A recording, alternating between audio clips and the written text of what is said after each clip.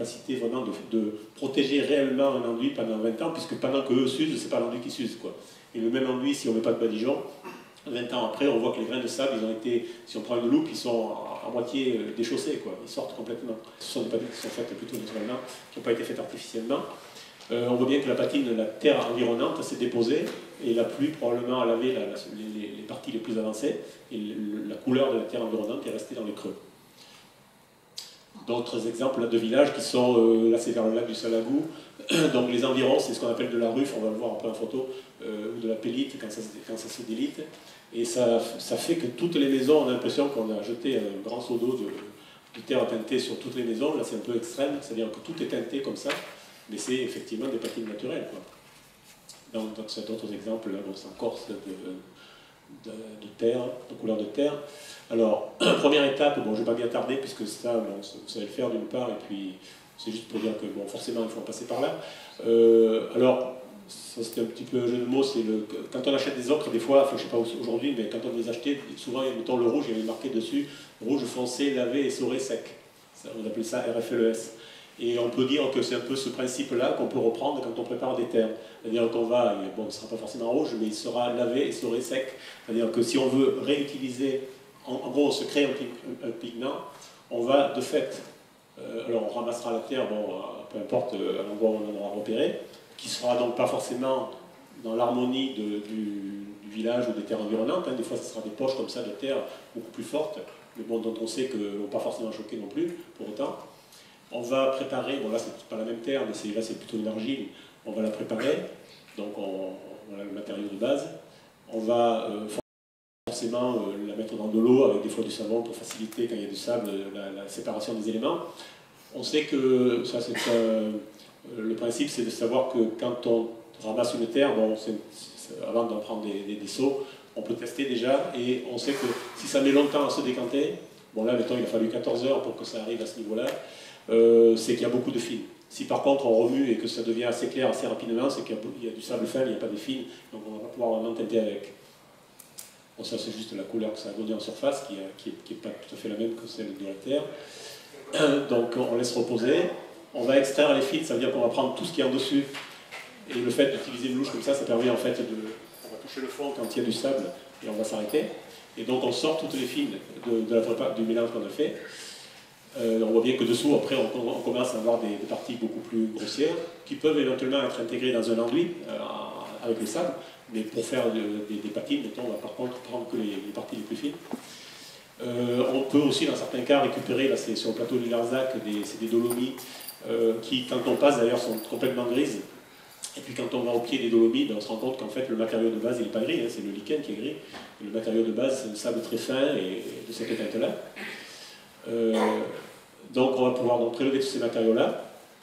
Et donc, alors premier exemple de travaux qu'on peut faire, c'est aussi aller chercher des sables de rivière, en incorporer une partie dans le mortier qui est fait, donc mettons, à 3/4 de sable de commerce et 1/4 de sable de rivière. Alors, quand on a des morceaux de pierre un petit peu gros, jusqu'à 2 cm, pour le jeter sur le mur, c'est pas forcément très confortable. Hein. C'est sûr qu'il faut vraiment avoir envie de faire ça, parce que ça tombe, bon, etc. Et par contre, là, il y a 3 opérations en fait, successives pour arriver à un résultat comme ça. C'est premièrement le fait de mettre une part de sable de rivière. Deuxièmement, le fait de talocher à l'éponge, mais plutôt 2 fois qu'une, pour que vraiment ça dégage les grains, et comme ça, comme on taloche pendant que le mortier est encore souple, les grains un peu gros se mettent parallèles à la surface, donc on peut les laver bien. Et troisième étape, c'est une patine à la terre locale. Donc une terre, en gros, on salit l'enduit, tant qu'il est frais, et donc ça fera forcément une prise à fresco, et un résultat qui ne bouge pas, puisque comme c'est à fresco, vous pouvez laver au jet, ça ne va pas partir, quoi. Alors que si on arrive trop tard, après ça se délave. Donc ça c'est le même... Oui. Là, il y avait un peu moins de sable de rivière par rapport aux premières photos, puisqu'on s'était rendu compte que c'était vraiment très difficile à appliquer. Quoi. Donc on avait mis un petit peu moins de sable de rivière. Donc le sable de rivière en question, bon, là je passe. Alors un autre exemple de travail, enfin ça c'est un artisan qui m'avait demandé de lui trouver la formulation à partir d'un sable, bon, on appelle ça le sable de Morez, c'était à côté de Villeneuve, je ne sais pas si vous connaissez dans l'Hérault. Et donc, bon, c'est assez connu ce sable, et puis il se trouve qu'il y en a plein de poches tout le temps autour du village, et donc c'est facile d'en prélever, y compris avec l'autorisation du maire, et donc pour faire une façade. Et donc l'artisan m'avait amené son sable qu'il avait prélevé vraiment comme ça. Et bon, je commençais par tamiser.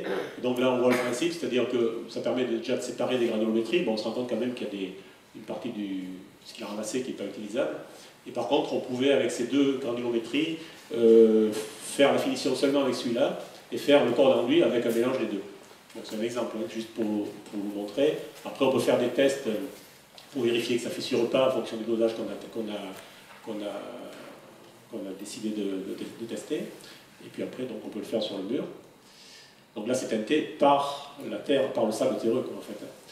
Alors, autre exemple de technique où on peut appliquer le terre à l'arrivée. Bon, là, c'était un enduit fouetté ancien, avec d'ailleurs, on remarquait au bord de l'encadrement un petit filet comme ça, dont il restait quelques traces.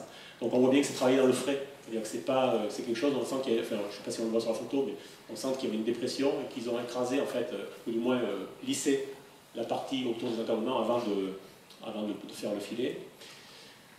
Donc là, dans ce cas-là, on était sur Saint-Guilhem-le-Désert, et donc l'artisan, que vous allez voir les photos après de la façade finie, a recopié tous les décors qu'il a vus dans le village. Alors vous voyez que par exemple la teinte là n'est pas du tout celle de l'enduit qu'on avait avant, mais par contre c'est une teinte qui provenait, je lui avais donné comme seule règle du jeu de prendre une terre locale. Alors j'avoue qu'il a eu un peu de chance quand même, parce que celle-là, je l'ai vue une toute petite poche à un endroit, et puis bon là, il a pris parce que ça l'amusait. Mais de toute façon, le résultat, moi personnellement, je trouve, n'est pas forcément choquant, même si on a, effectivement, c'est pas la couleur de la pierre qui est derrière, mais en gros, voilà, chaque fois qu'on utilise une terre, on n'a pas trop de risque de tomber à côté. Donc ça, c'est son enduit. Donc alors, au niveau technique, il a préféré prendre un sable du commerce à 100%, l'appliquer comme d'habitude, fouetter pour donner l'empreinte, et après passer la patine à frais. Donc je dis ça parce qu'il y a une autre façon de faire, c'est de composer un mortier qu'on peut carrément appliquer à la branche. Ça, c'est notre aspect. Donc là, la patine a été faite à fresco, donc elle ne bouge pas. Donc quand on veut, par contre, faire un mortier qu'on puisse appliquer à la branche, on est obligé de chercher un mortier qui est un équilibre entre une partie de charge très fine, c'est la pierre concassée en fait, qui amène à l'aspect collant, puisqu'il faut sortir le mortier, on le fait très liquide et on le sort du seau et on l'applique sur le mur. Et puis des parties de sable fin mais cru, c'est-à-dire avec des petits grains comme ça, tous les petits grains qu'on voit qui font à peu près 1 mm, qui permettent de donner un petit squelette quand même et d'éviter qu'il y ait trop de fissuration. Donc ce type de mortier, ça peut servir à appliquer avec la branche, et puis là-dessus, on a quelque chose de très poreux qu'on va très facilement pouvoir teinter. Là c'est ce que j'ai fait, c'est le même qu'avant, teinter avec une terre locale, quoi, sans problème. Alors si on n'a pas assez de... Enfin, en général pour teinter, on n'a pas besoin de beaucoup de terre, mais on sait bien qu'on pourra très facilement recopier ça avec des terres de ciel naturelles, un peu de terre d'ombre, ça se fera, quoi. Donc après un autre exemple, alors, celui que je vous montre n'est pas teinté avec une terre naturelle, mais je l'ai mis parce que ça illustre le fait que l'on peut aussi le faire sans problème. C'est le fait par exemple qu'on fasse un enduit graissé. Donc on fait l'enduit graissé, donc a priori, ben, là on a carrément graissé à la chaux blanche. Bon, donc l'enduit graissé, bon, on peut imaginer qu'on fait une patine à la terre par-dessus, je vais passer vite. Hop, un badigeon qui est teinté en masse. Là aussi, en fait, on a fait une collature, bon, vous savez ce que c'est avec quand on met du marbre dedans, et on enlève le marbre et on met que de la terre locale, pareil, préparée, tamisée, et qui a remplacé le marbre. Voilà. Donc ça, c'est la ruffe. Donc dans ce cas-là, j'avais fait un échantillon. La ruffe, donc quand elle se délite, ça fait ça. Et là, j'ai fait un échantillon de stuc, en remplaçant là aussi le marbre par la pierre que vous avez vue avant, concassée. Ça, c'est une patine qui ne se voit pas tellement, mais qui se voit selon la lumière. En fait, il voulait me montrer ça, le fait que la lumière joue beaucoup, évidemment, sur le résultat visible. Ça, c'est à l'école, donc la façade non traitée, la même façade non traitée, mais au soleil, et la façade avec une patine à la terre, et qui finalement a la même couleur que la façade qui était au soleil, quoi. Alors que celle-là est grise, en fait. Voilà.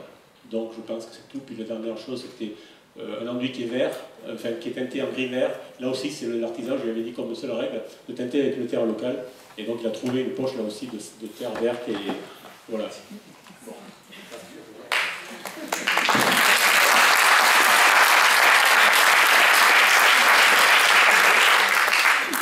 Alors, on a un petit peu dépassé le temps, où on est juste dans les limites, et comme cet après-midi, il y a une table ronde autour des problématiques liées à la couleur, mémoire des façades, si vous avez des questions à poser à Luc, je pense que je vais vous engager à les poser un peu plus tard et plutôt dans l'après-midi.